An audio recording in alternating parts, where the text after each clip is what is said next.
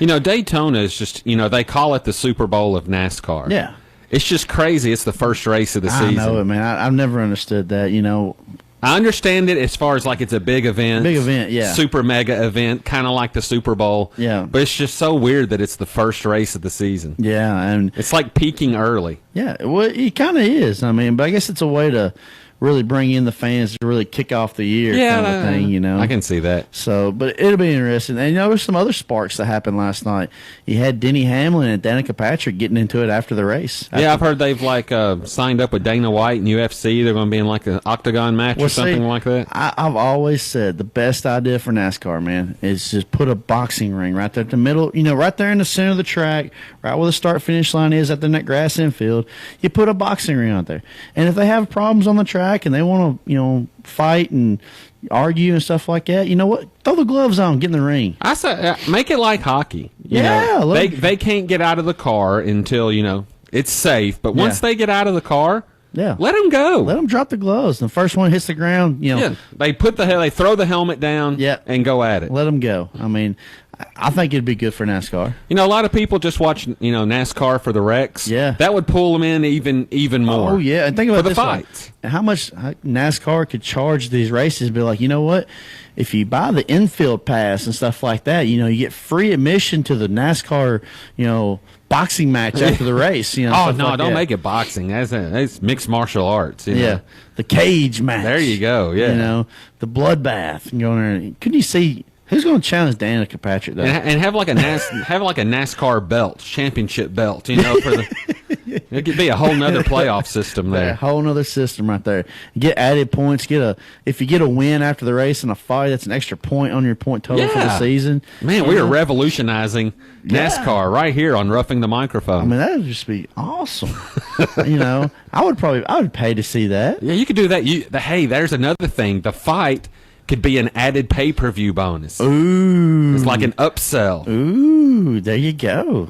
Post-race fights. Yeah, the people watching on free TV, they see the two people walk off into the ring, so to speak, but after that, they don't see it. You got to get that little upsell pay-per-view to see the fight. Yeah, and you can do it on a webcast and stuff like that, where they have to get online and pay $5 or something like that just to watch it.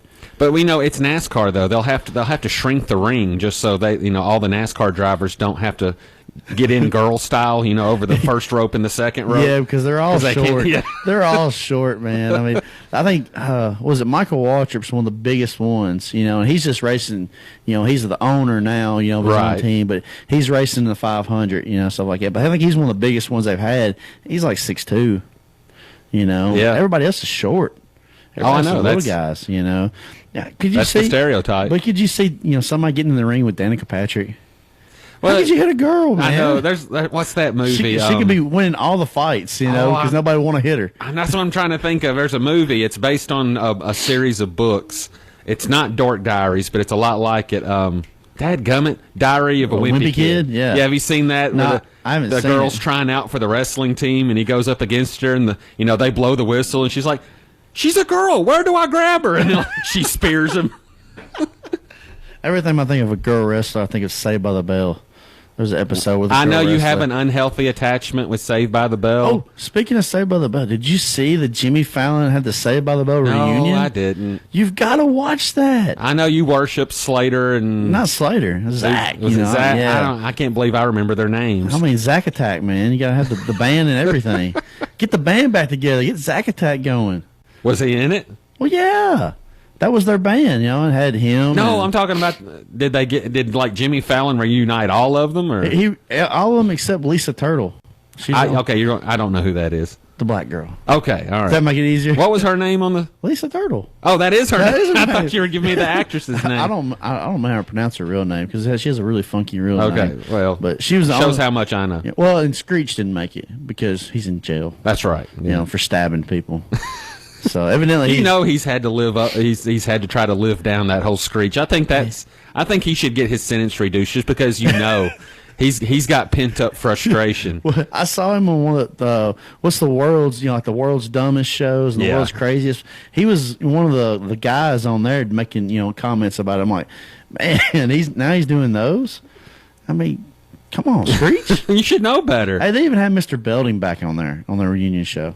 I mean, you really know way too much about Saved by the Bell. Hey, do you know Mr. Belding's from Chattanooga? I've actually met him. I did know. Why would I know that? Yeah. Well, hey, look, extra information right there. He's okay. Our listenership just dropped 30%. No. We're talking about Saved by the Bell. All the '80s kids are going, yeah, Saved by the Bell. I remember that show. Wasn't it in the '90s? Yeah, but you got to be an '80s kids to be able to watch it. You know? Born in the '80s. Gotcha. Yeah, born in the '80s. Let's please, for the love of God, take a break. For all that is good and holy. Too bad we don't have. Let's let our Friends Forever is the bumper music now for Sack Attack. Okay, I still have no idea what you're talking about.